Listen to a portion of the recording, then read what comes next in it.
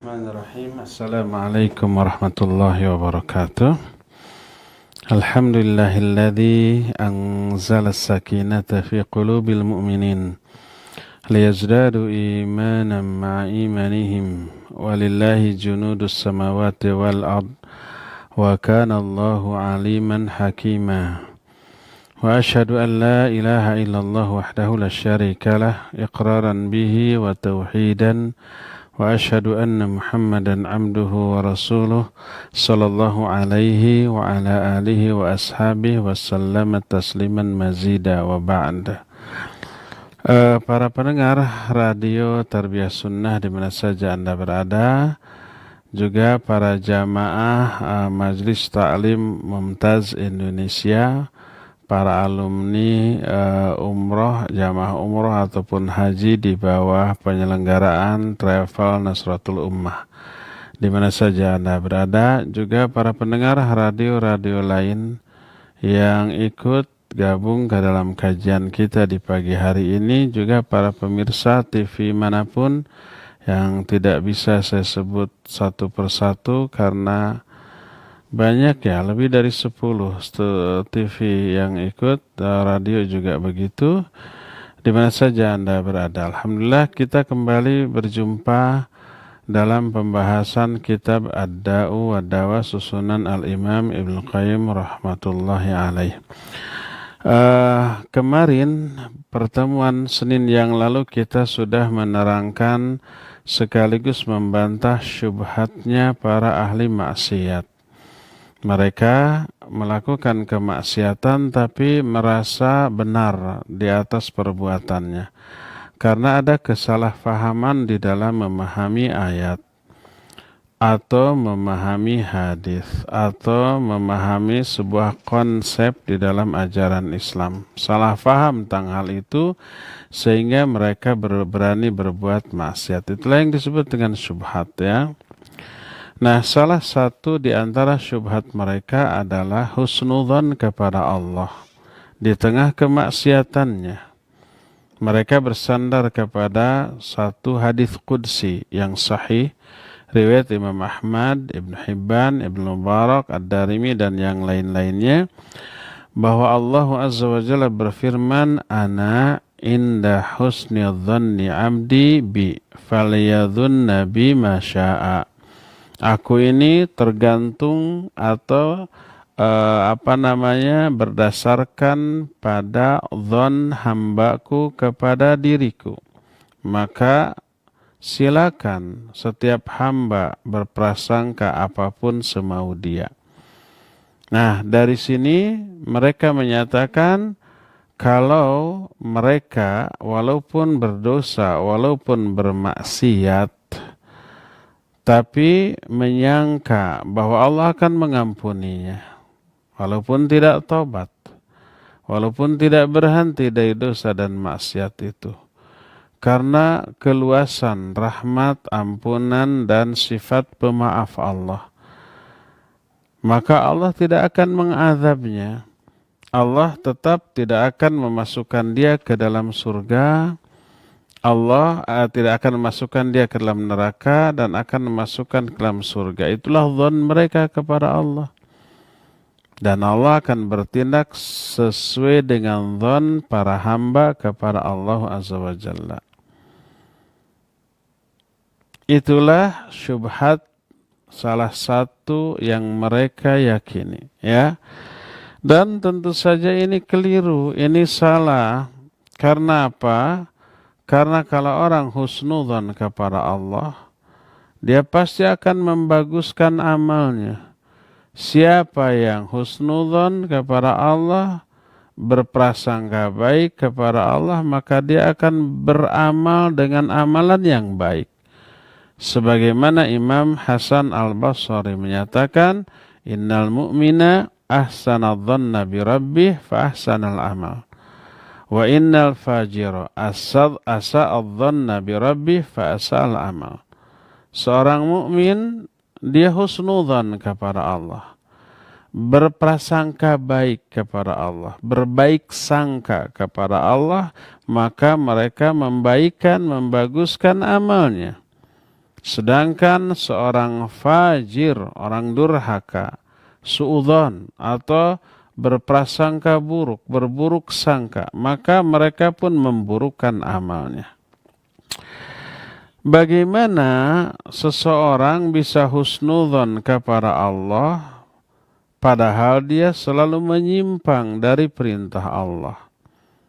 Perilakunya selalu berkutat, berkecimpung di dalam perbuatan yang mengundang murka dan azab Allah, menjerumuskan dirinya ke dalam perbuatan yang mengundang laknat Allah.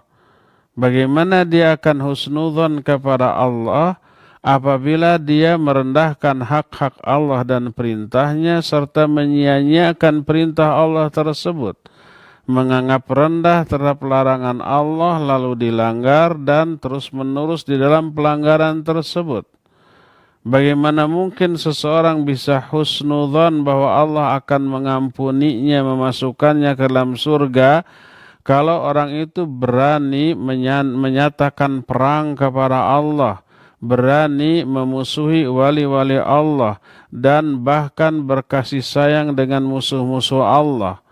Bagaimana orang itu akan husnudzon kepada Allah apabila dia menentang sifat-sifat kemuliaan Allah, suudzon kepada sifat-sifat yang Allah telah mensifati dirinya dengan sifat itu, atau sifat-sifat yang oleh Rasul SAW diterapkan sebagai sifat bagi Allah?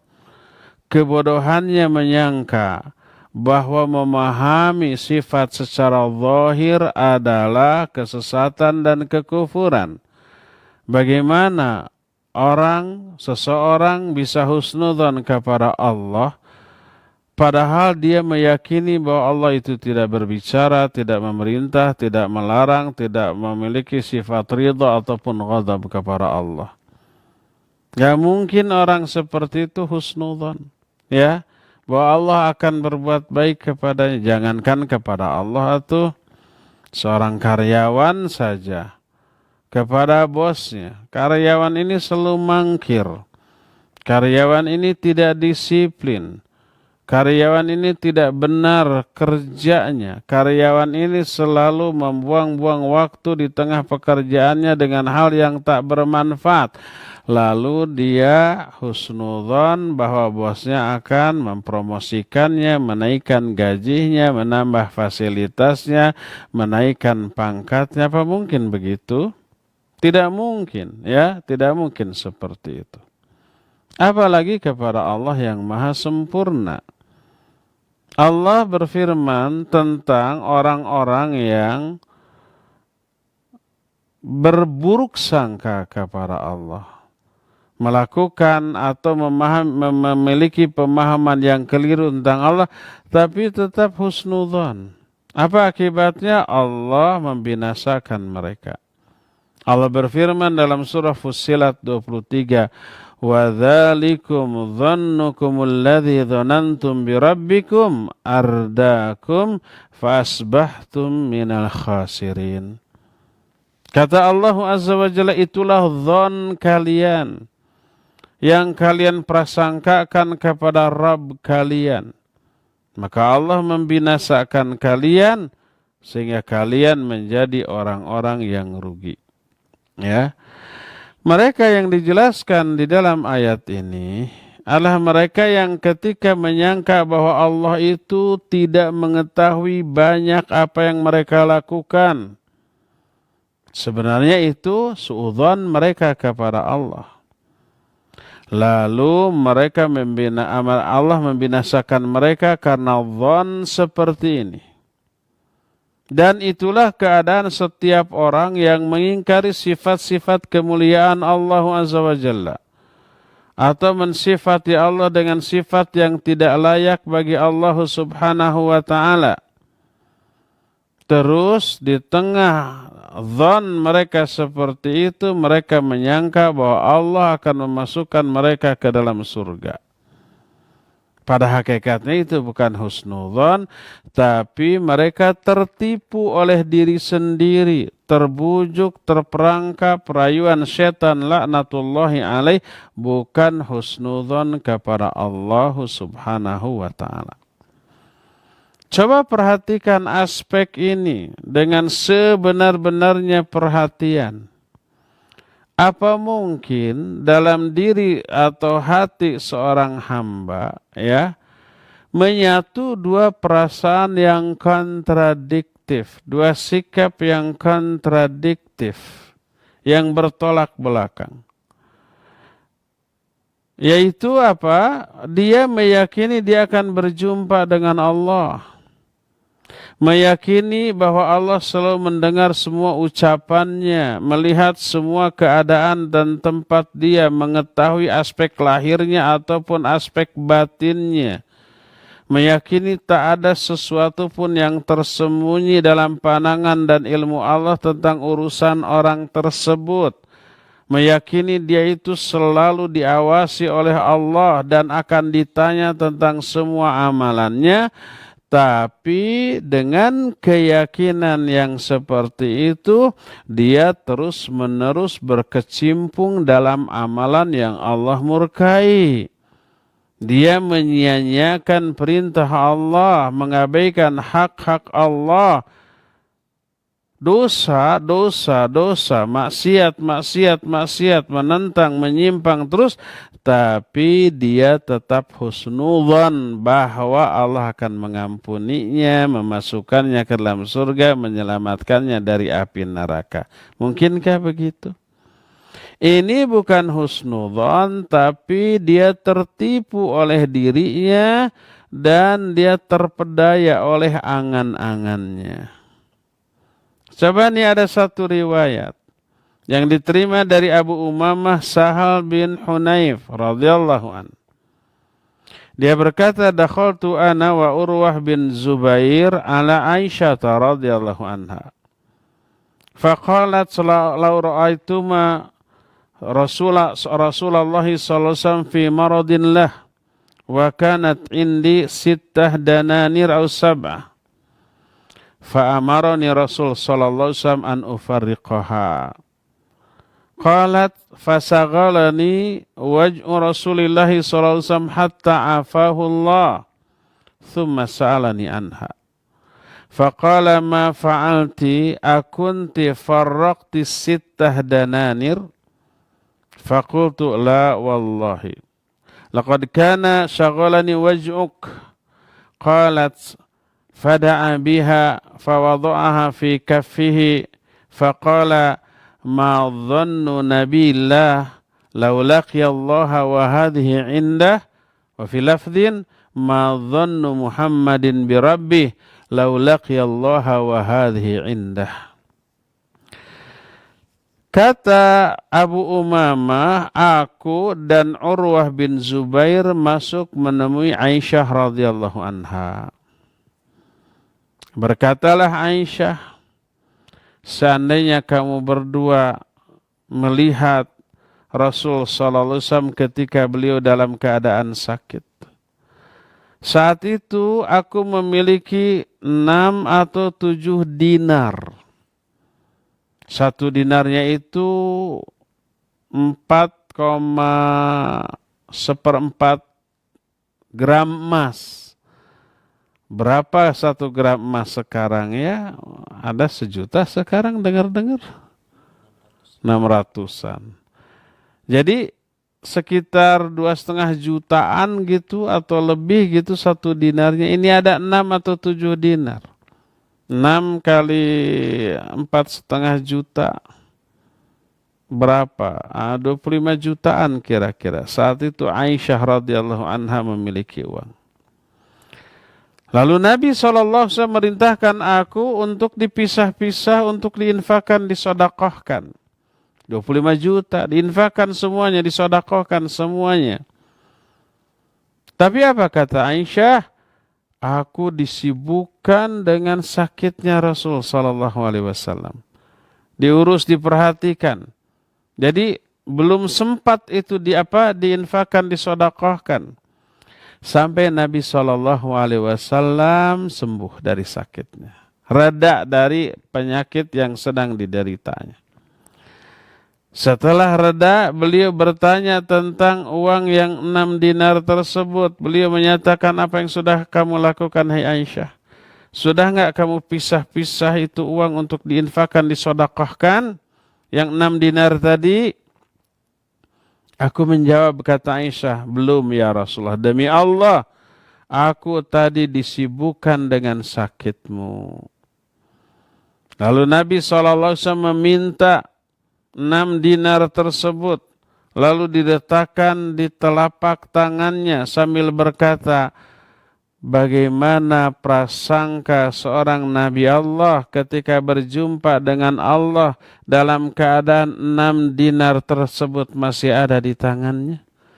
Dalam riwayat lain dikatakan, apa prasangka Muhammad SAW kalau dia berjumpa dengan Allah dalam keadaan masih memiliki 6 dinar ini di tangannya. Maknanya beliau merasa akan dimarahi, dimurkai oleh Allah kalau ketika berjumpa dengan Allah mati dalam keadaan masih memiliki 6 dinar, 25 jutaan kira-kira.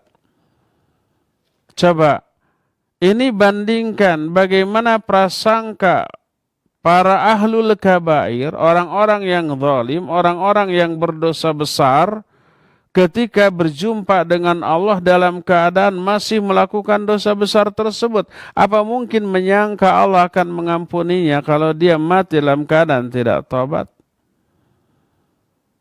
Oleh karena itulah maka yang dimaksud dengan husnudzon adalah berprasangka baik setelah berupaya berbuat baik. Bukan berprasangka baik kepada Allah, tapi amal-amalnya terus buruk dan tidak berhenti, tidak tobat. Ya, kalau mereka berkata sebagai berikut, niscaya perkataan itu akan bermanfaat. Hasanan, dzununa nabika annaka lan tu'adziba zaliman wala fasiqan falyasna'al 'abdu ma syaa wal yartakib kullama nahallahu an falyuhassin dhannaka billah fa innan nara la tamussuhu. Kalau umpamanya dia berkata, iya, dugaan kami kepada engkau ya Allah, bahwa engkau tidak akan mengazab orang yang zalim dan orang yang fasik, maka setiap hamba bebas berbuat semau-maunya, melanggar semua yang Allah larang, dan tetap berhusnudzon kepada Allah bahwa neraka tidak akan menyentuhnya sama sekali. Subhanallah. Bagaimana seorang hamba bisa tertipu dengan pemikiran seperti itu? Berkata Ibrahim alaihi salatu wassalam kepada kaumnya para penyembah berhala, kata beliau, aifkan alihatan dunallahi turidun fama dhannukum birabbil alamin. Apakah ilah-ilah sesembahan-sembahan yang palsu, yang dusta yang kalian inginkan selain Allah? Bagaimana prasangka kalian kepada Allah? Makna bagaimana prasangka kalian kepada Allah? Fama dhannukum bihi ayyaf'ala bikum idza laqitumuhu wa qad abadtum ghairah. Menurut kalian, menurut prasangka kalian, apa yang Allah akan lakukan kepada kalian seandainya kalian berjumpa kepada Allah dalam keadaan dulu kalian menyembah kepada selain Allah? Kira-kira dugaan kalian gimana tuh? Coba umpamanya seorang anak, murid sekolah diberi PR oleh gurunya 10 soal. Tapi ada si ibu guru, bapak guru berpesan, kamu pulang nanti jangan langsung main. Kerjakan dulu PR-mu nih, gitu ya. Tapi pas pulang dia langsung main. PR-nya tidak disentuh sedikit pun, malamnya tidur atau nonton TV atau main komputer gitu ya. Tidak dikerjakan sampai esoknya. Esoknya datang ke sekolah dalam keadaan masih belum membuat PR.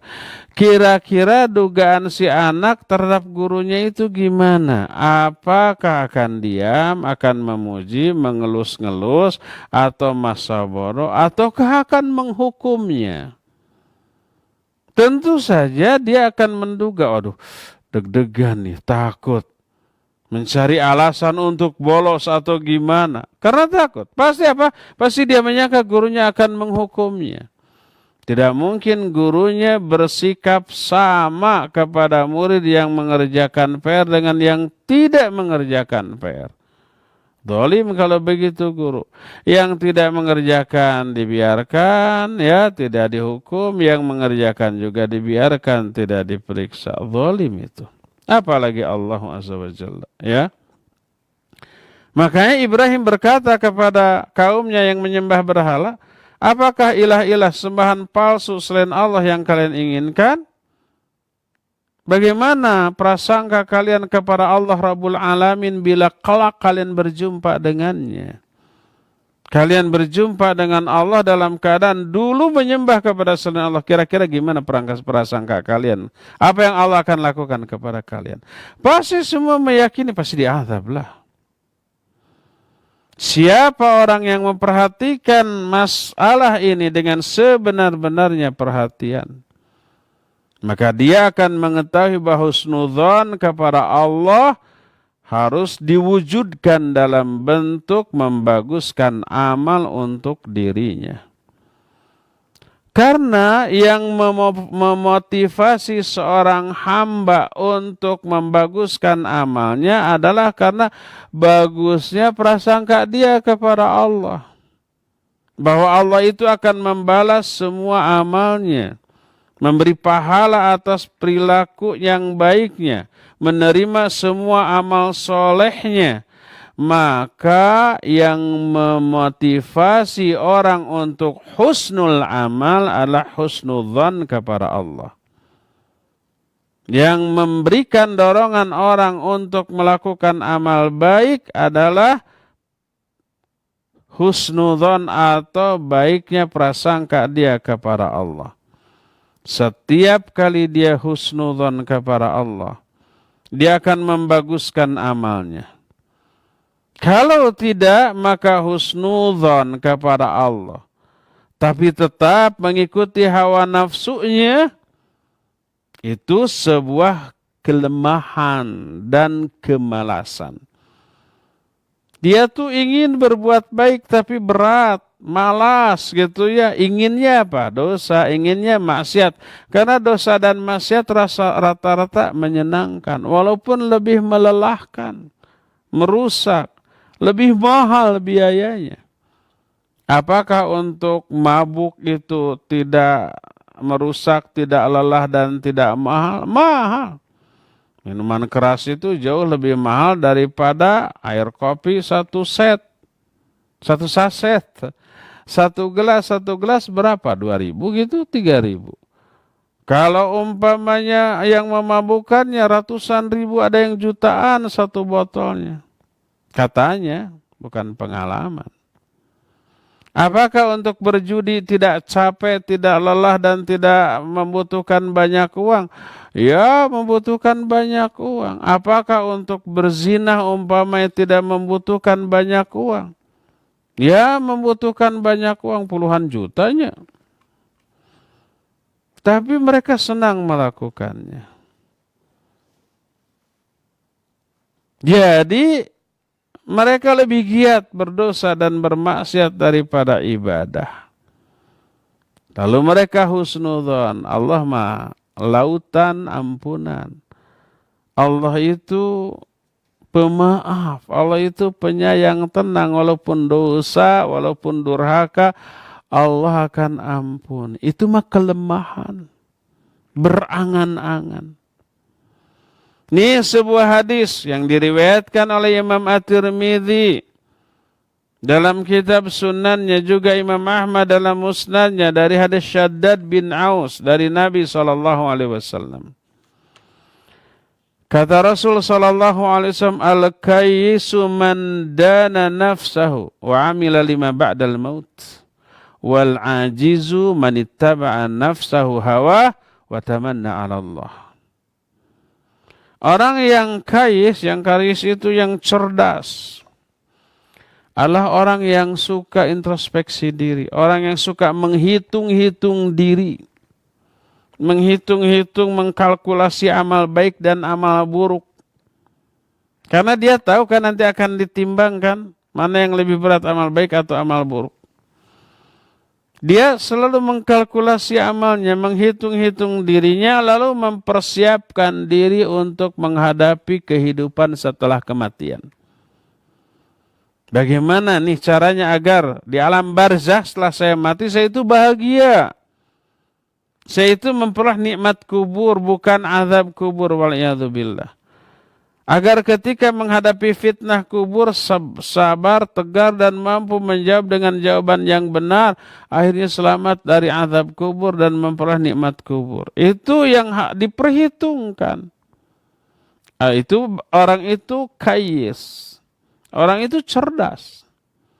Dia mengorbankan apa yang fana, nisbi, relatif, yang sebentar untuk meraih yang lebih abadi.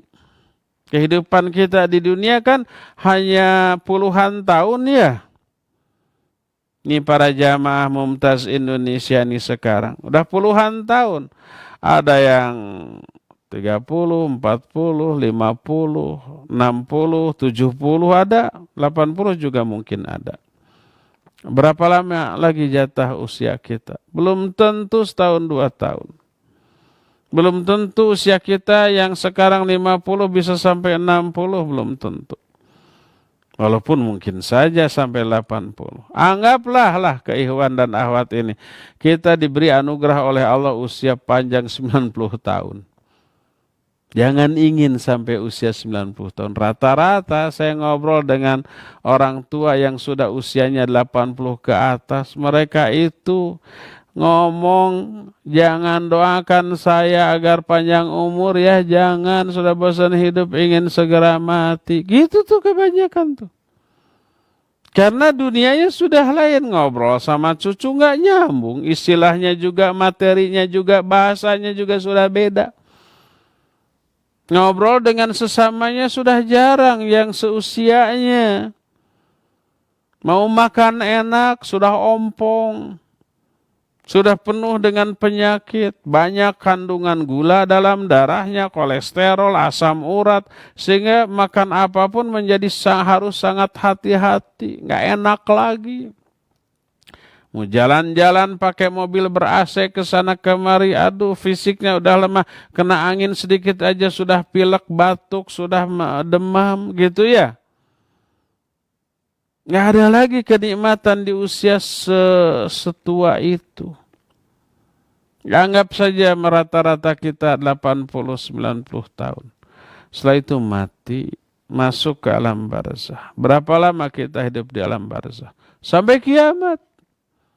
Berapa lama itu? 1000 tahun? Mungkin. 2000 mungkin. 10.000 mungkin. 1.000.000 tahun mungkin. Kita nggak tahu kapan kiamat terjadi. Lebih lama loh. Makanya kalau di alam barzah yang jauh lebih lama tersebut kita menderita, wal'iyadzubillah. Karena diazab, wah, sekedar mencari, mengejar kehidupan yang senang di dunia sesaat atau berapa saat, mengorbankan kehidupan yang lebih panjang di alam barzah. Gak cerdas tuh orang. Orang yang cerdas adalah orang yang lebih mengejar kehidupan yang abadi walaupun harus mengorbankan kehidupan yang sementara di dunia ini. Makanya kata Nabi SAW, al-kayyis man dana nafsah wa amila lima ba'dal maut. Orang yang cerdas adalah orang yang mengkalkulasi amal untuk dirinya sendiri dan beramal untuk kehidupan setelah kematian. Itu cerdas. Wal ajiz, adapun orang yang lemah adalah manittaba'a nafsahu hawa wa tamanna 'ala Allah. Orang yang lemah itu orang yang hawa nafsu, dirinya selalu mengikuti hawa nafsunya. Orang Sunda bilang apa? Ya begitulah. Tunggul dirurut, catang dirumpak. Segala dilabrak demi untuk meraih kesenangan dirinya. Ngalajur nafsu, ngumbar amarah. Mengikuti hawa nafsu. Apa yang menyenangkan dirinya itu yang dia lakukan, nggak peduli halal atau haram, dosa atau pahala, nggak peduli. Yang penting dirinya happy dan senang. Yang dianutnya prinsip hedonism, mempertuhankan segala yang dianggap nikmat, menyenangkan, membahagiakan, itulah Tuhan saya. Jadi orang yang lemah adalah orang yang mengikuti hawa nafsu wa tamanna 'ala Allah, tapi tetap dia berangan-angan kepada Allah. Dosa terus-terusan tapi tetap berharap surga. Tanpa ada ikhtiar. Berharap tanpa ikhtiar adalah khayalan, angan-angan. Sama dengan umpama kita memiliki sebidang tanah. Kalau kita garap, kita cangkul gitu ya, sebidang sawah gitu. Kita cangkul terus kata orang Sunda, diwuluku. Pakai binatang apa? Kerbau. Munding, kerbau bukan munding, kerbau. Kalau sekarang traktor, itu namanya diwuluku. Dicangkul, diwuluku, digaru, ya, terus tandur, terus ngagasrok. Tandur itu menanam padi. Terus digasrok itu dibersihkan dari tanaman-tanaman liar yang akan mengganggu pertumbuhan padi ini.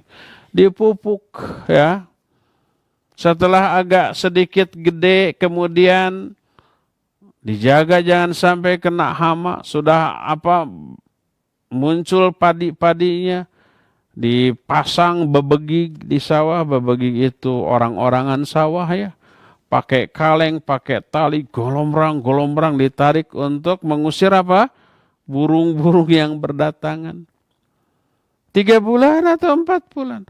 Ada usaha, ada ikhtiar, ada pengorbanan. Setelah itu berharap 3 bulan lagi, 4 bulan lagi saya panen. Berharap tuh. Kenapa berharap? Karena sudah ada ikhtiar. Boleh. Itu benar berharap.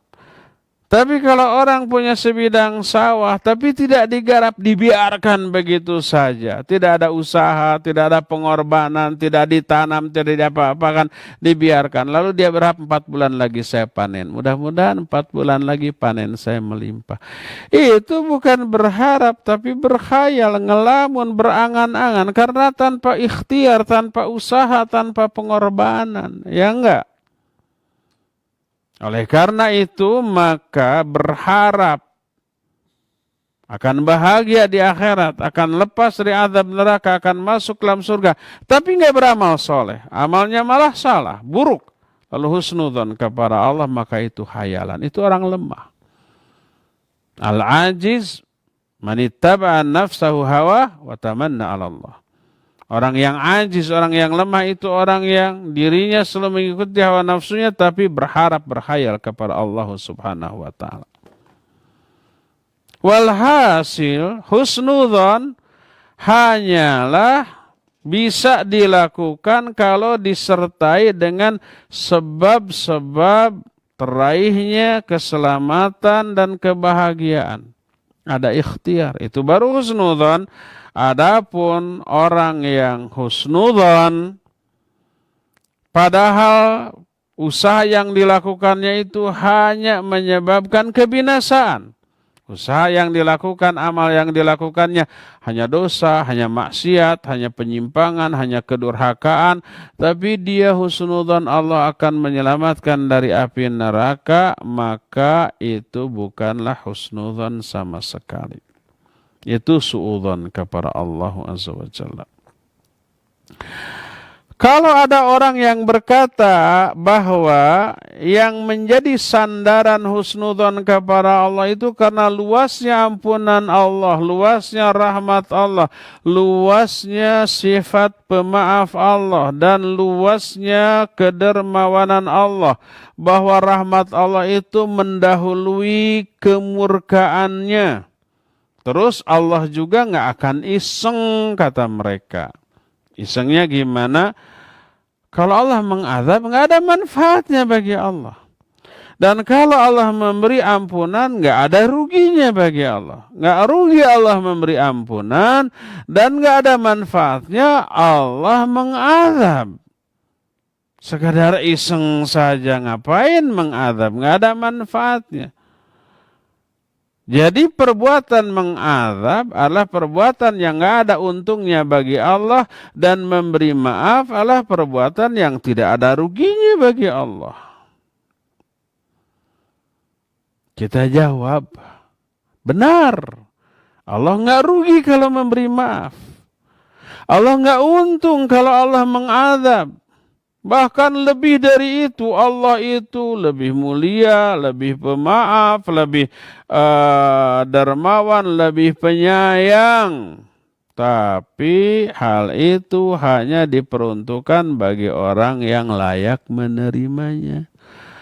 Allah akan menyayangi orang yang memang layak disayangi. Allah akan bersikap dermawan kepada orang yang memang layak disikapi secara dermawan.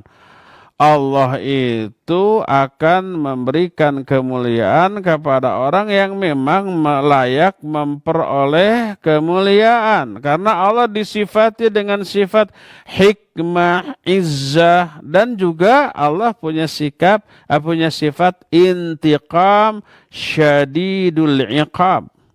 Inna minal mujrimina muntaqimun. Kami kepada orang-orang durhaka itu maha pembalas, memberikan balasan atas kedurhakaan mereka. Innallaha syadidul iqab. Allah itu maha dahsyat siksanya.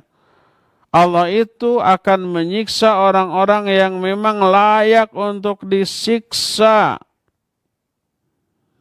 Seandainya husnudzon kepada Allah itu hanya meyakini beberapa sifat Allah, bahwa Allah itu penyayang, Allah pengampun, Allah pemberi rahmat, tapi tidak meyakini bahwa Allah itu intiqam, memberi balasan, bahwa Allah itu syadidul iqab, maka akibatnya nanti akan sama nasibnya orang yang benar dengan orang yang salah. Orang yang benar dengan orang yang keliru, orang yang soleh dengan orang yang salah, orang yang durhaka dengan orang yang taat, orang yang takwa dengan orang yang fasik. Nanti bisa disamakan dong. Orang mumin dengan orang kafir, wali Allah dengan musuh-musuh Allah. Nanti sama dong nasibnya. Orang yang soleh diampuni, orang yang salah diampuni. Orang yang takwa dimasukkan ke dalam surga, orang durhaka juga dimasukkan ke dalam surga. Orang yang taat bebas dari neraka, orang maksiat juga bebas dari neraka. Sama dong. Di mana letak keadilan Allah? Dan Allah ingkari hal seperti itu. Kata Allah, afanaj'alul muslimina kal mujrimin? Malakum kaifa tahkumun? Apakah kami akan menyamakan orang-orang yang soleh dengan orang-orang yang salah? Orang muslim dengan orang durhaka? Gimana sih kamu menghukumi itu? Menghukumi segala perkara? Masa begitu gitu? Maka itu dibantah oleh Allah subhanahu wa ta'ala. Oleh karena itu husnudzan kepada Allah baru akan bermanfaat bagi orang yang tobat dari dosa, menyesal dan meninggalkan dosanya, mengganti keburukan dengan kebaikan, dan mengisi sisa-sisa umurnya dengan kebaikan dan ketaatan. Lalu setelah itu barulah dia husnudzan kepada Allah subhanahu wa ta'ala. Ini yang disebut dengan husnudzan. Orang berdosa, lalu dia berhenti, tobat, mengganti dosanya dengan kebaikan, lalu dia husnudzan, Allah akan mengampuni dosanya, menerima amal baiknya, dan mengganti dosa-dosa keburukan dengan pahala, yaitu husnudzan. Adapun orang yang dosa terus, tobat tidak, meninggalkan amal buruknya tidak, mengganti amal buruk dengan kebaikannya tidak, tapi dia husnudzan kepada Allah, maka orang itu adalah orang yang tertipu. Bukan tertipu oleh Allah, bukan tertipu oleh ayat, bukan tertipu oleh hadis, tapi tertipu dengan kebodohannya sendiri, pemahamannya sendiri, ya. Jadi harus dibedakan antara husnudzon kepada Allah dengan orang yang tertipu. Coba perhatikan ayat-ayat berikut. Bagaimana Allah memberi ampunan atau memberi rahmat kepada seseorang. Dijelaskan dalam ayat itu, rahmat Allah, ampunan Allah hanya diberikan kepada orang yang beramal, berikhtiar, berusaha, berjuang, berkorban. Seperti apa yang Allah jelaskan dalam Al-Baqarah 218. Kata Allah Subhanahu wa ta'ala, Innal ladzina amanu wal ladzina hajaru wa jahadu fi sabilillah ulaika yarjuna rahmatullah. Sesungguhnya orang-orang yang beriman dan orang-orang yang berhijrah dan orang-orang yang berjihad di jalan Allah. Iman, hijrah, jihad. Ada ikhtiar tuh. Ada usaha, ada perjuangan, ada pengorbanan. Mereka lah orang-orang yang mengharapkan rahmat Allah. Mereka berharap itu setelah berusaha, berjuang. Iman, hijrah, jihad, baru berharap. Kalau tidak ada usaha, tidak ada perjuangan, tidak ada pengorbanan, itu bukan berharap, ngayal itu. Itu berangan-angan, itu melamun, itu mimpi. Ya enggak? Jadi Allah Azza wa Jalla menerangkan di dalam ayat ini bahwa orang tersebut berharap setelah berjuang. Iman, hijrah, dan jihad. Bukan setelah berbuat dosa dan kedurhakaan lalu berharap dapat ampunan walaupun tidak tobat. Bukan. Coba lihat lagi surah An-Nahl ayat 110. Allah Subhanahu wa ta'ala berfirman di dalam ayat tersebut. Kata Allah Azza wa Jalla, "Tsumma inna rabbaka lilladzina hajaru min ba'di ma futinu tsumma jahadu wa sabaru inna rabbaka min ba'diha laghafurur rahim." Kata Allah Azza wa Jalla, kemudian sesungguhnya Rabb kamu yaitu Allah kepada orang-orang yang berhijrah setelah mereka itu ditimpa musibah, lalu berhijrah. Kemudian mereka berjihad. Diuji dulu dengan berbagai macam penderitaan. Di Mekah gitu ya, diintimidasi, ya, diteror, ya, ditekan, ya, segala macam. Lalu hijrah. Lalu jihad. Lalu sabar. Jadi memperoleh dulu berbagai macam ujian, cobaan, penderitaan, lalu hijrah, lalu jihad, lalu sabar. Inna rabbaka min ba'diha. Nah, sesungguhnya Allah setelah kalian mengalami semua itu laghafur rahim, benar-benar Maha Pengampun dan Maha Penyayang. Allah baru memberikan ampunan dan rahmat kasih sayangnya kepada orang yang sudah berkorban, berjihad, berjuang, berusaha, berikhtiar. Baru akan Allah berikan ampunannya dan akan Allah berikan rahmatnya. Bukan kepada orang yang amalnya buruk terus-terusan, perilakunya nyebelin, bikin rese orang, yang dilakukan dosa maksiat, penyimpangan dan kesalahan serta kekeliruan hanya karena ada kesenangan dalam semua perbuatan itu, lalu tanpa tobat, tanpa melakukan kebaikan, tetap husnudzon, tenang, Allah mah bagir, Allah mah ghafur rahim, Allah mah lautan hampura, lalu dia meyakini dia akan diampuni. Itu bukan husnudzon. Itu suudzon kepada Allah. itu tertipu oleh kebodohan dan pemahamannya yang salah paham terhadap sifat Allah dan ayat-ayat yang menerangkan hal itu. Ayat menjelaskan rahmat Allah, ampunan Allah, maaf Allah hanya Allah akan berikan kepada orang yang sudah berikhtiar dan berusaha.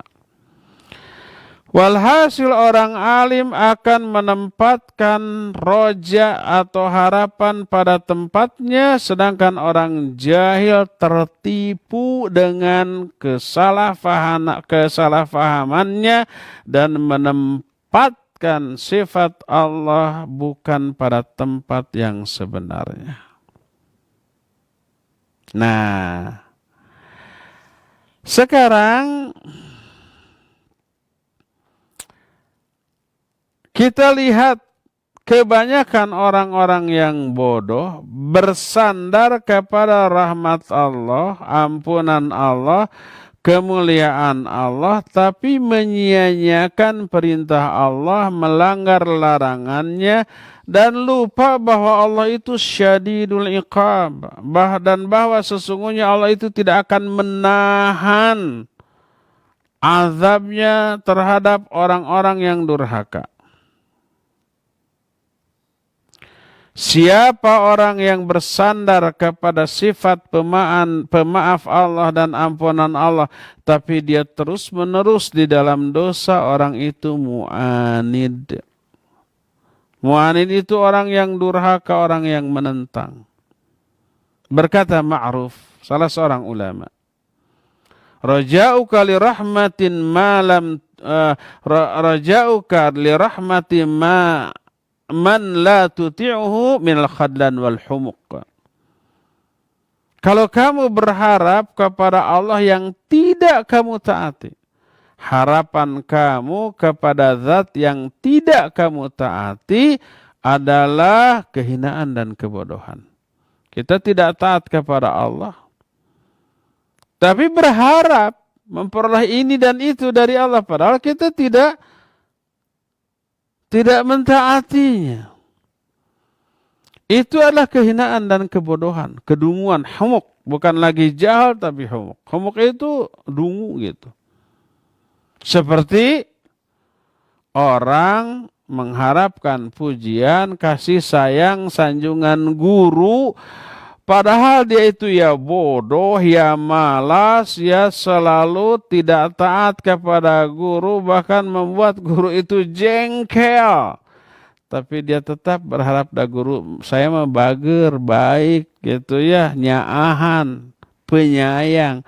Jadi walaupun saya bodoh, setiap ulangan nol, setiap PR nggak pernah dikerjakan, setiap guru menerangkan saya mah main-main, yakin dah saya mah karena guru saya baik, saya akan naik kelas dengan nilai 10 semua. Itu bodoh. Ya. Berkata sebagian ulama, man qata'a udwan minka fid dunya bisarqati salasati darahim la ta'man an takuna uqubatu fil akhirah ala nahwin min hadha. Siapa orang yang memotong tanganmu di dunia karena mencuri 3 dirham, barang yang harganya tidak 3 dirham pokoknya. 1 dirham itu kalau sekarang itu sekitar 70.000 rupiah. 1 dirhamnya tuh. Ya. 3 dirham itu berarti berapa? 200 jutaan. 200 ribuan. 200.000 rupiah. Siapa yang mencuri barang seharga 200.000 rupiah, potong itu. Wasariq wasariqatu faqta'u aydiyahuma. Potong 2 tangan. Pencuri baik laki-laki ataupun perempuan. Adapun kalau yang dicurinya itu di bawah itu ya nggak boleh dipotong. Umpamanya mencuri barang yang harganya berapa? 100.000. Ketahuan, nggak boleh dipotong. Sebab di bawah batas minimal dari kejahatan yang harus dipotong.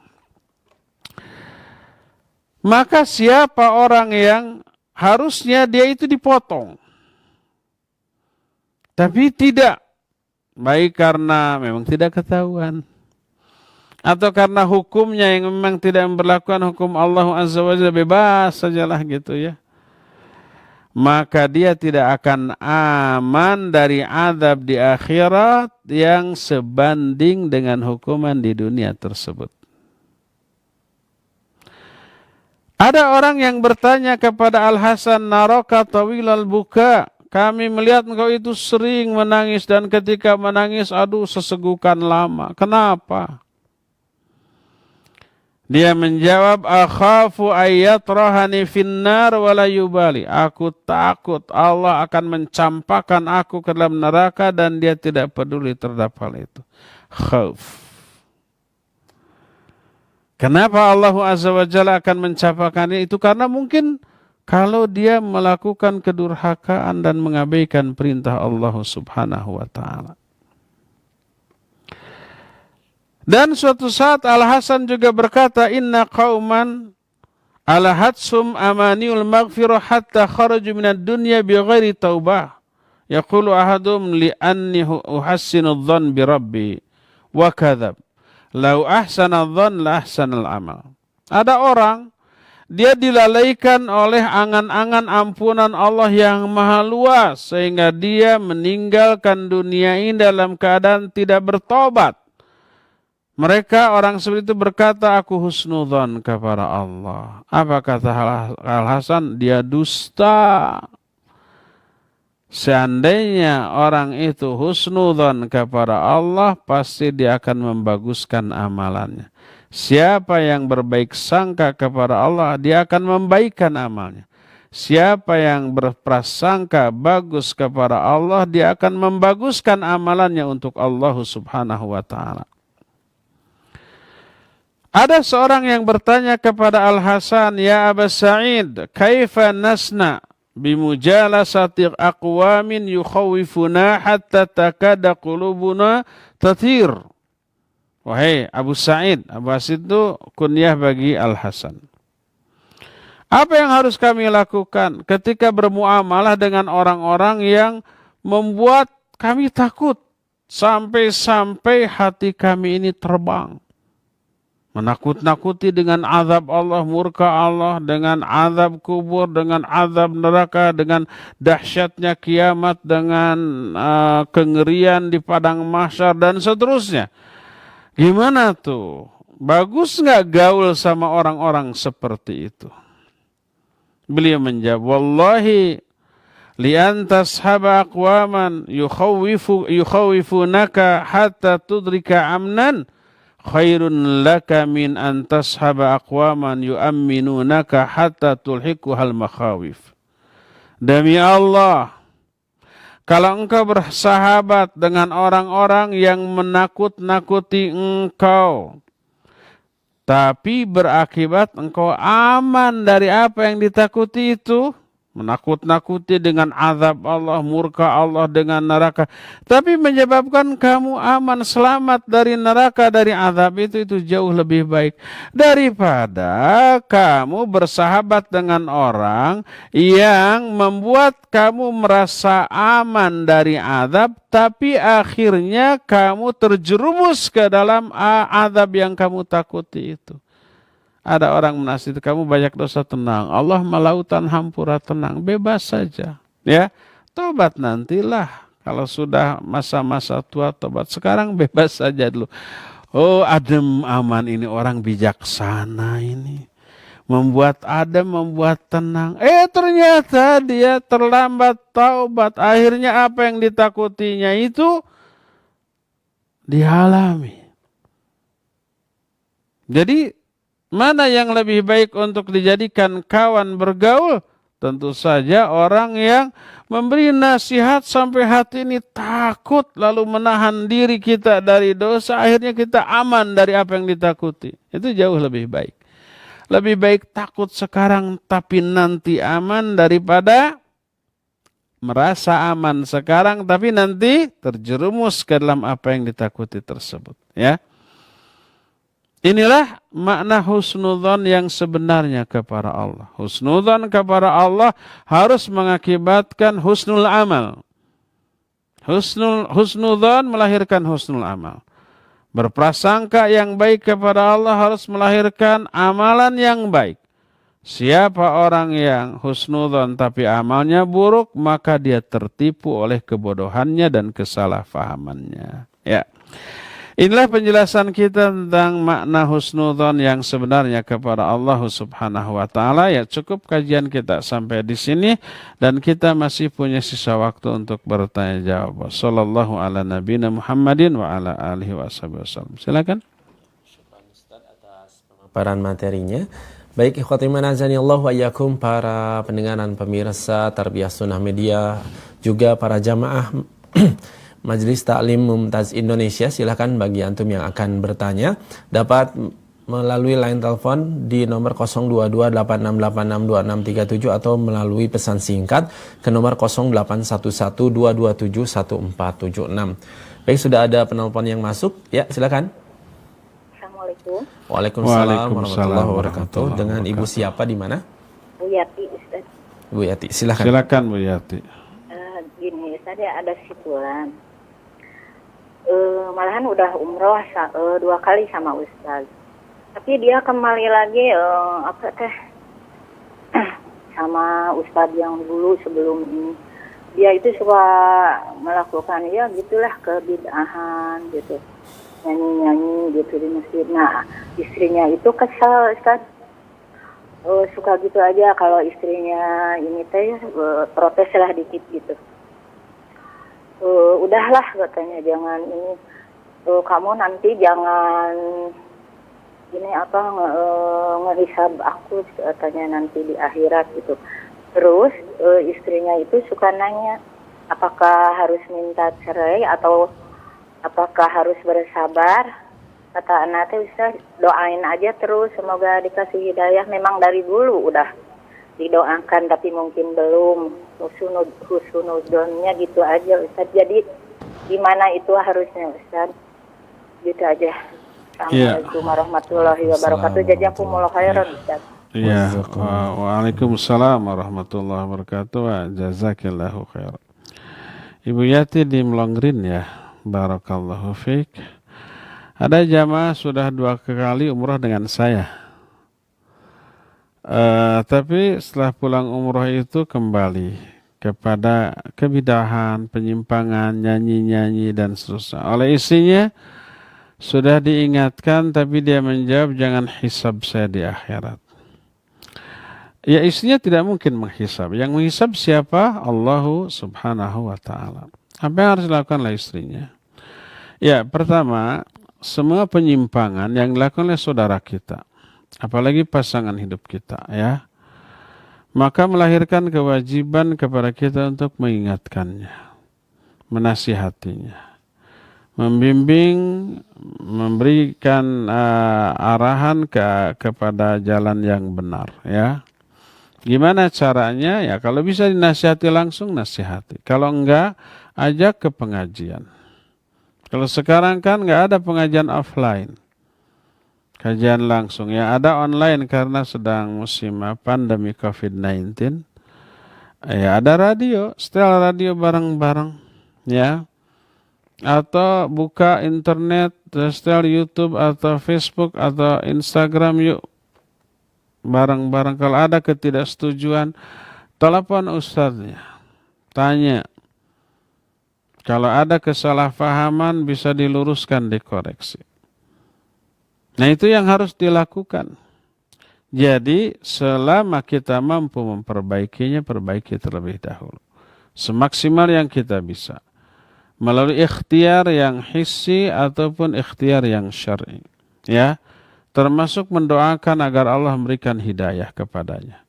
Sampai Allah membuka hatinya menerima hidayah ini. Kalau sudah diingatkan terus-menerus tetap tidak berubah, bahkan tambah parah, apa yang harus dilakukan? Apakah si istri harus minta cerai? Tergantung, ya. Kalau kesalahan, kekeliruan sampai pada taraf yang fatal, melanggar apa yang Allah larang, ya, mengabaikan apa yang Allah perintahkan, atau melakukan perbuatan-perbuatan kebid'ahan yang nyata-nyata, bertolak belakang dengan nas Al-Quran dan hadis yang sahih, setelah diperbaiki, setelah dikoreksi, nasihati enggak, maka itu menjadi udzur syar'i untuk mengajukan khulu. Umpamanya suaminya tidak sholat atau belang-belang, ya, atau suaminya tidak saum Ramadan, atau suaminya mabuk, atau mencuri, atau berzina, atau berjudi, atau yang nyata-nyata diharamkan oleh Allah lalu dilanggar. Setelah diingatkan, dinasihati berkali-kali, kekeh pada pendiriannya yang busuk itu, maka itu menjadi udzur syar'i untuk mengajukan khulu, ya. Semoga Allah Azza wa Jalla memberikan hidayah kepada orang tadi. Wallahu a'lam. Silakan. Kita kembali ke penelpon melalui line telepon di nomor 02286862637. Ya, silakan.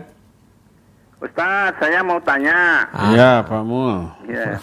Ada seseorang tidak mengerti sudon dan usnudon, tapi dia mengerjakan apa yang diperintahkan Allah dan meninggalkan larangan Allah dan mengikuti contoh-contoh Rasulullah SAW. Itu orang itu baik atau tidak? Sekian, assalamualaikum warahmatullahi wabarakatuh. Waalaikumsalam warahmatullahi wabarakatuh. Iya, ada orang tidak tahu apa husnudzon kepada Allah atau suudzon kepada Allah, tapi dia taat. Semua perintah Allah dilaksanakan, larangannya dijauhi, sunnah-sunnah Rasul SAW diamalkan, mengamalkan agama ini sesuai dengan tuntunan sunnah. Baik apa buruk? Ya baiklah, ya. Insya Allah orang itu baik selama memang semua perintah Allah dilaksanakan, larangan yang dijauhi, dan sunnah Rasul SAW diikuti. Insya Allah baik, Pak Mulia. Wallahu a'lam. Silakan lagi. Baik, kita beralih dulu ke penanya melalui pesan singkat Ustadz dari Ibu Evi di Bandung. Beliau bertanya, Assalamualaikum, izin bertanya di luar tema, mohon maaf Ustadz. Insya Allah menghitung hari anak saya akan melahirkan anak pertama dan insya Allah cucu pertama saya. Doa dan surah apakah dalam Al-Quran yang sebaiknya saya dan anak saya baca agar dimudahkan dan dilancarkan, juga diberi keselamatan saat melahirkan nanti Ustadz. Jazakallahu khairan. Silakan. Barakallahu fiik. Ya, ada nggak doa minta dilancarkan urusan? Ya ada, ya. Agar diangkat dari musibah seperti itu, dari penderitaan. Kira-kira melahirkan itu penderitaan atau bukan? Ya iyalah. Tidak ada penderitaan yang lebih berat daripada melahirkan. Perjuangan antara apa? Antara hidup dan mati, ya. 9 bulan mengandung, apalagi sudah 7 bulan, 8 bulan semakin berat, ya. Itu penderitaan seorang ibu itu, yang belum tentu mampu ditanggung oleh para laki-laki. Walaupun fisik laki-laki lebih kuat. Ya, membawa beban kemana-mana, ya, tidur, mau terlentang, engap. Engap itu apa ya? Mau miring kiri kanan, cangkel. Mau tengkurap, kegencet bayinya. Serba nggak enak, ya. Menjelang melahirkan badan pinggang amat sangat panas. Melahirkan, proses melahirkannya menimbulkan kontraksi. Kontraksi itu menimbulkan sakit yang tidak ada taranya. Sampai menahannya juga sampai tipe perket dan tipe bergeg gitu ya. Saking sakitnya, nahan nafas. Kemudian paling beberapa detik gitu ya. 10 detik, 20 detik sudah. Tapi sakitnya nggak ketahan. Plong lagi, nanti datang lagi sejam sekali, setengah jam sekali, 15 menit sekali, 10 menit sekali, sampai makin dekat masa melahirkan itu makin sering, pas sampai kepada saat harus melahirkan itu perjuangan hidup dan mati. Semua ibu yang akan melahirkan menyangka jangan-jangan inilah saat kematian saya. Nggak apa-apalah saya mati agar asal anak saya aja selamat. Itu semua ibu begitu. Coba tanyakan kepada wanita-wanita yang pernah melahirkan seperti itu. Suami-suami harus tahu. Sehingga tahu bagaimana hebatnya penderitaan seorang istri saat mengandung dan melahirkan. Ya. Ada enggak doanya? Ada, ya. Seperti baca la ilaha illa anta subhanaka inni kuntu minadh dhalimin. Siapa orang yang sedang mengalami kesulitan, penderitaan, ya, lalu membaca doa itu maka akan dibebaskan seperti dibebaskannya Nabi Yunus dari perut ikan, ya. Terus ada lagi Allahumma la sahla illa ma ja'altahu sahla wa anta taj'alul huzna idza syi'ta sahla. Allahumma ya Allah la sahla illa ma ja'altahu sahla. Tidak ada kemudahan kecuali apa-apa yang engkau buat mudah. Wa anta taj'alul huzna idza syi'ta sahla, dan engkau akan menjadikan kesedihan kalau engkau mau menjadi sebuah kemudahan. Ya. Coba hafalkan saja doa itu dan baca sesering mungkin, insyaallah Allah Subhanahu wa taala akan melancarkan. Ya, semoga putri ibu yang lagi ngandung tadi ya dilancarkan proses kelahirannya, disehatkan baik ibunya maupun anaknya, dan kelak anaknya menjadi anak yang soleh atau solihah, ya. Amin. Wallahu alam. Silakan lagi. Syukran Ustaz atas jawabannya. Kita beralih dulu ke penanya melalui line telepon yang sudah masuk di nomor 022868662637. Ya, silakan. Halo. Ya. Halo, assalamualaikum. Waalaikumsalam. Dengan Bapak siapa di mana? Wan Ustaz mau tanya di luar tema. Siapa ini? Ya, Ana Abu Zaid dari Jambi. Abu Zaid dari Jambi. Silakan. Ini kan saya lagi punya usaha sekarang, Ustaz. Punya utang? Usaha. Oh, usaha. Punya usaha. Usaha. Ya, punya usaha. Kami di satu usaha itu kami berkecimpung berdua. Terus kami pun menanam modal berdua, terus mengelola pun berdua gitu kan. Terus tiba-tiba teman saya ini ingin mundur gitu. Jadi yang ingin kami tanyakan Ustadz, bagaimana itu pengembalian uang yang dia telah investkan di dalam modal usaha tadi? Apakah harus dikembalikan atau bagaimana? Syukran Ustadz, jazakallahu khair. Iya, afwan wa jazakallahu khair. Ini namanya musyarakah, ya. Jadi patukan modal dan dikelola bersama, ya. Gimana? Terus satu mundur, gimana caranya? Ya tergantung kesepakatan. Kalau modalnya 50-50, ya. Yang ini 50 juta, yang ini juga 50 juta. Nanti pembagian keuntungan juga 50-50.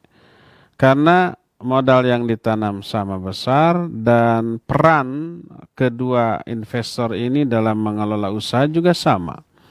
Keuntungannya 50-50, ya. Nah, di tengah jalan kemudian salah satunya mundur karena salah satu alasan. Mungkin dia umpamanya sedang butuh uang sehingga mau menarik investasinya. Ya. Apa yang harus dia lakukan? Ya, berikan investasi yang dia tanam 50 juta plus keuntungan sampai detik ketika dia menarik. Kalau ada keuntungan. Kalau nggak ada ya sudah, maaf, setelah dihitung nggak ada keuntungan 0. Atau rugi umpamanya. Kita rugi nih. Kalau ruginya berapa persen? Ruginya itu dari modal yang ada kok tinggal tersisa yang asalnya 100 juta kok tinggal 80 juta lagi. Berarti 20 juta kerugiannya. Tanggung bersama, 50-50 juga, 10 juta, 10 juta. Sekarang kamu mau ambil uangmu ya berarti tinggal 40 juta karena kita mengalami kerugian 20 juta jadi ditanggung setengah-setengah. Jadi dipotong menjadi 40 juta. Silakan berikan kepada dia. Kalau kita mau stop ya sudah berarti bagi 2 semuanya. Dan kalau kita mau lanjut karena usahanya sudah jalan silakan lanjut dengan modal seadanya. Dengan SDM seadanya ya. Paling demikian, wallahu a'lam bishawab. Silakan. Syukran Ustaz atas jawabannya. Kita kembali ke penanya melalui pesan singkat dari Ummu Najma di Bandung. Assalamualaikum warahmatullahi wabarakatuh. Ustadz, bagaimana husnuzon kepada Allah di saat kami yang sudah lama menikah belum dikaruniai keturunan? Apakah husnuzon maknanya kita diberikan ujian karena Allah sayang atau husnuzon diberikan ujian disebabkan dosa kita? Syukran barakallahu fiik Ustaz. Silakan. Iya, afan wa fika barakallah. Sudah lama menikah tidak dikarunia anak juga. Bagaimana husnudzonnya? Husnudzonlah itu yang terbaik bagi kita. Yang apabila Allah berikan anak, belum tentu kita mampu apa? Mampu mendidik menjadi anak yang soleh. Ingat nggak kisah Nabi Musa dengan Nabi Khidir? Ketika Nabi Khidir dengan Nabi Musa itu berjumpa dengan seorang anak, faqatalahu. Dibunuhlah anak itu oleh Nabi Khidir. Sampai Nabi Musa itu protes, ya. Aqatalta nafsan zakiyan bighairi nafs laqad ji'ta syai'an imra, ya, syai'an nukra. Kenapa kamu bunuh jiwa yang bersih tanpa alasan qisas umpamanya?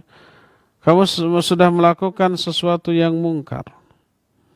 Tapi kemudian dijelaskan, ya, dijelaskan oleh Nabi Khidir di akhir kisah, fa'ammal ghulamu fakana abawahu mu'minaini. Adapun gulam ini, anak yang dibunuh ini, maka dia itu kedua orang tuanya soleh, ya, kedua orang tuanya soleh. Tapi dikhawatirkan nanti kalau anak ini dibiarkan tumbuh akan durhaka dan menyesatkan kedua orang tuanya. Makanya dibunuh. Jadi menunjukkan bahwa dibunuhnya ketika itu lebih baik. Dan Nabi Khidir melakukan itu atas wahyu dari Allah yang Maha mengetahui apa yang akan terjadi di masa yang akan datang. Nanti kemudian Allah akan mengganti dengan anak yang baru. Jadi ada kemungkinan kalau seseorang dikaruniai anak, ya dia akan senang, bahagia. Tapi ternyata tidak bisa mendidiknya sehingga menjadi anak yang durhaka, mencelakai anak orang tuanya di akhirat, di dunia dan akhirat. Husnudzonlah bahwa itu terbaik, tidak punya anak itu terbaik. Ini yang pertama. Kedua, husnudzonlah bahwa Allah menginginkan kita berjuang, berikhtiar secara syar'i terlebih dahulu untuk memiliki anak. Itu harus memacu kita. Perjuangan atau ikhtiarnya dengan hissi dan dengan syar'i. Dengan hissi bagaimana?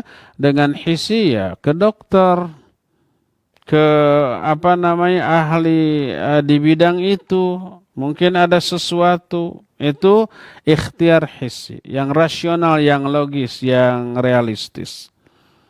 Ada ikhtiar syar'inya, ya, diantaranya berdoa, juga banyak istighfar, dan juga banyak infak dan sedekah. Istighfar berpengaruh nggak kepada memiliki anak atau tidak? Ya iyalah. Allah berfirman dalam Al-Quran, dalam surah Nuh, فَقُلْتُ اسْتَغْفِرُوا رَبَّكُمْ إِنَّهُ كَانَ غَفَّارًا يُرْسِلِ السَّمَاءَ عَلَيْكُمْ مِدْرَارًا وَيُمْدِدْكُمْ بِأَمْوَالٍ وَبَنِينَ. Kata Nabi Nuh, aku berkata kepada kaumku, istighfarlah kalian kepada Allah, minta ampunlah.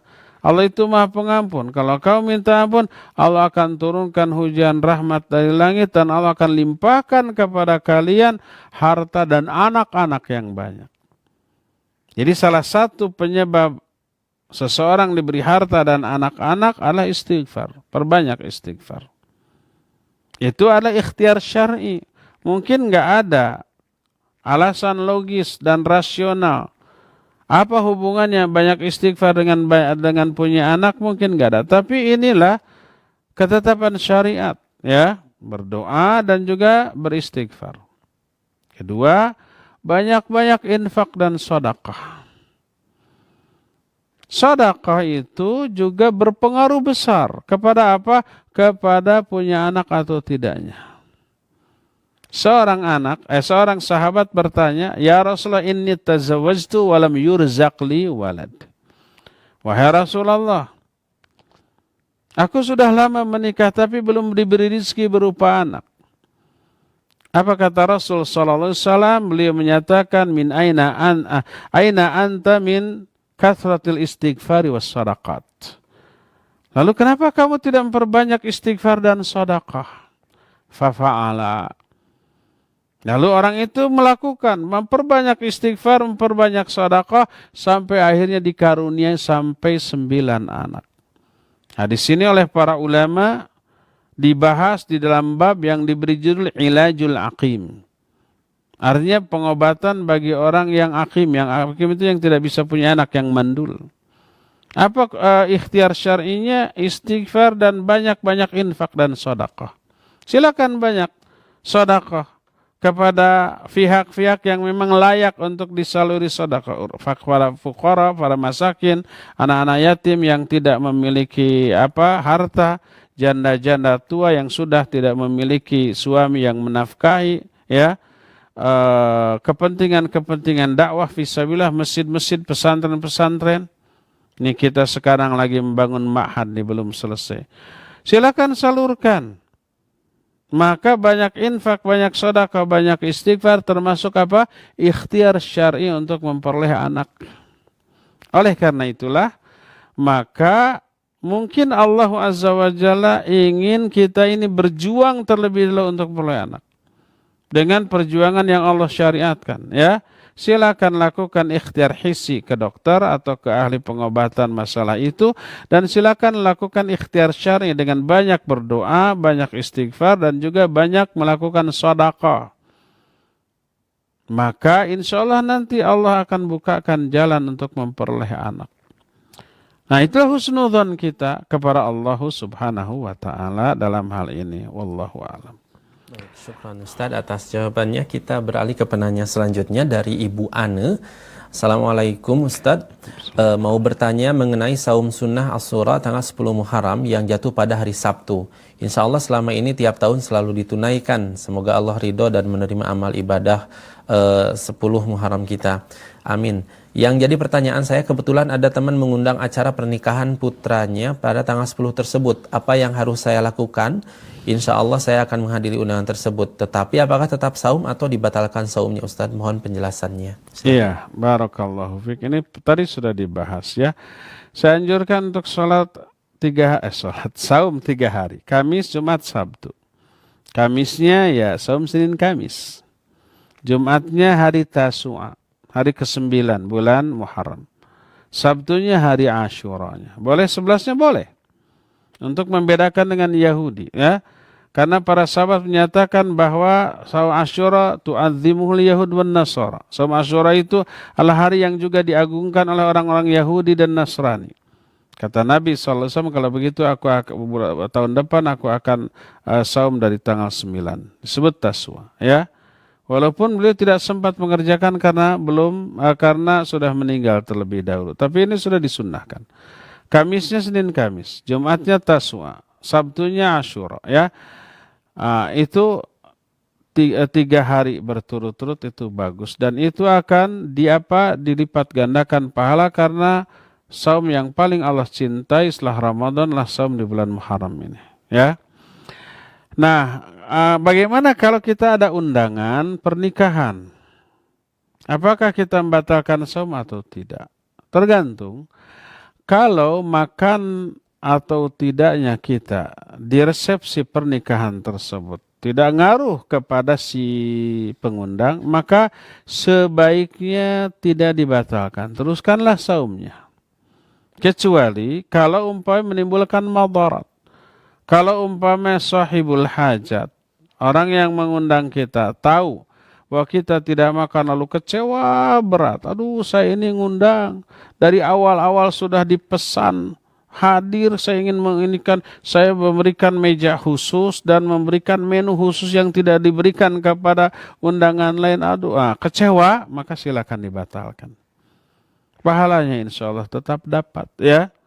Karena apa? Karena memuliakan orang yang menggembirakan orang yang mengundang kita itu lebih tinggi.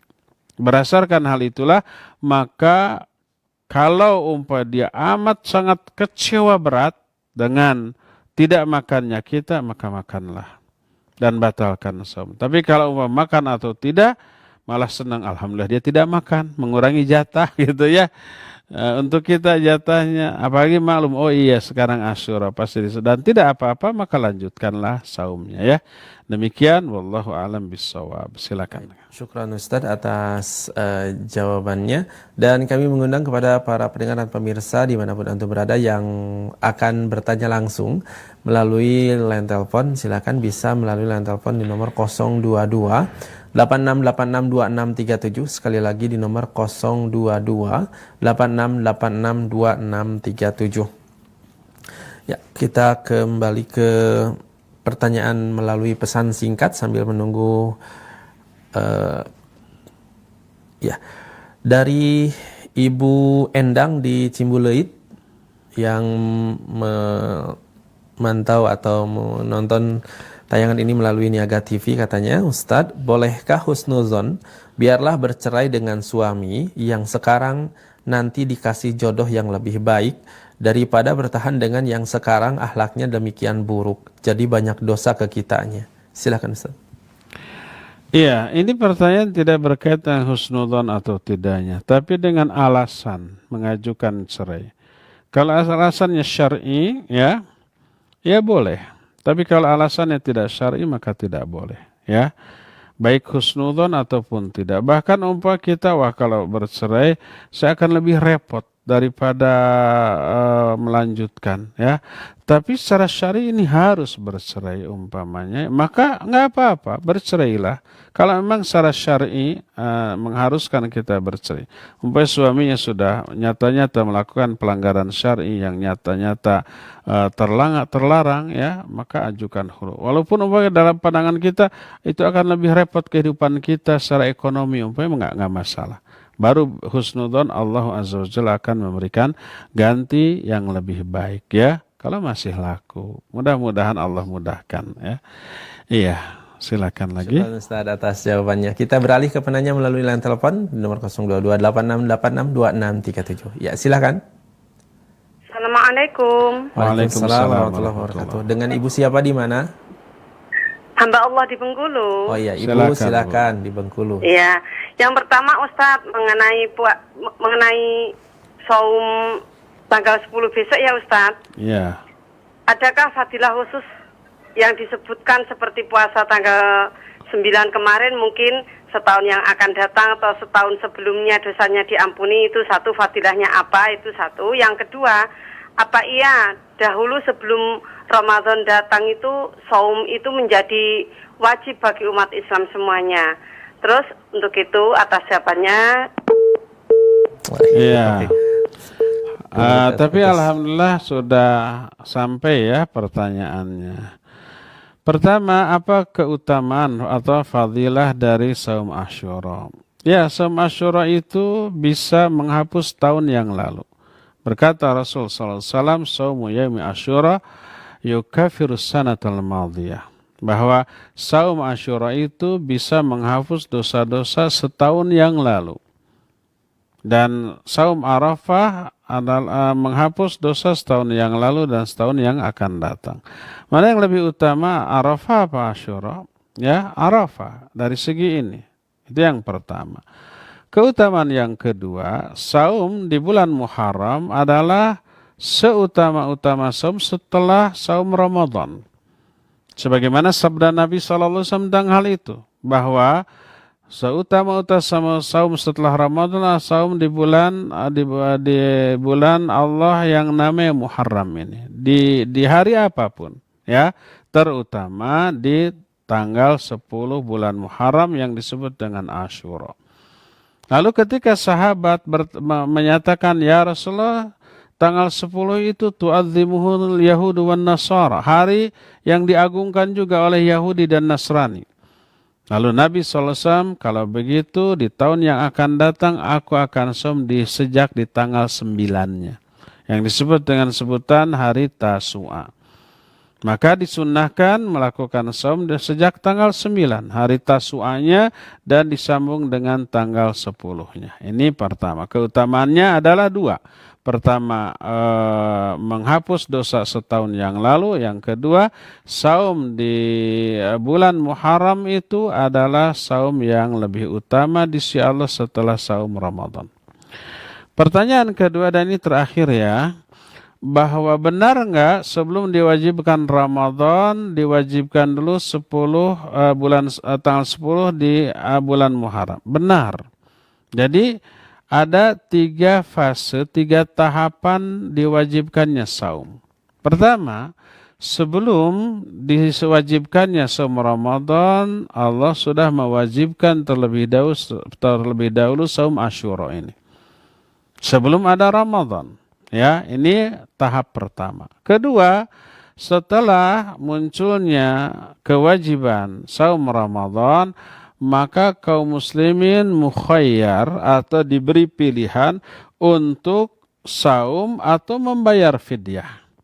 Kalau yang mau saum silakan, tidak mau saum boleh tapi bayar fidyah, diganti dengan fidyah. Itu tahapan yang kedua. Tahapan yang ketiga baru diwajibkan saum Ramadan tanpa dipilihkan membayar fidyah. Kecuali bagi orang-orang yang punya uzur. Punya uzurnya itu adalah orang-orang yang tidak mampu melakukan saum. Atau merasa berat, alal ladzina yutiqunahu fidyatun ta'amu miskin. Ya, bagi orang yang sakit permanen yang tidak bisa saum sampai kapanpun bayar fidyah. Bagi orang-orang yang manula gitu ya, yang tua sekarang lemes tidak bisa saum, nanti setelah beres Ramadan tambah tua, tambah lemes, tambah tidak mampu. Akhirnya ketidakmampuannya juga bersifat permanen. Maka silakan itu dibayar dengan fidyah karena tidak mampu saum. Adapun yang mampu saum maka tidak boleh dibayar dengan fidyah. Dan itu adalah tahapan terakhir dari kewajiban Ramadan, tidak boleh dipilih dengan antara fidyah dengan saum, ya, tanpa adanya uzur. Ya, cukup sampai di sini saja. Insya Allah kita akan berjumpa kembali di hari Senin yang akan datang. Mohon maaf, telepon dan WA atau SMS tidak lagi bisa dilayani. Insya Allah kita akan lanjut tanya jawab ini di hari Senin yang akan datang. Subhanakallahumma bihamdik asyhadu an la ilaha illa anta astaghfiruka wa atubu ilaika. Alhamdulillahirabbil alamin. Wassalamualaikum warahmatullahi wabarakatuh. Kuota haji semakin hari semakin terisi.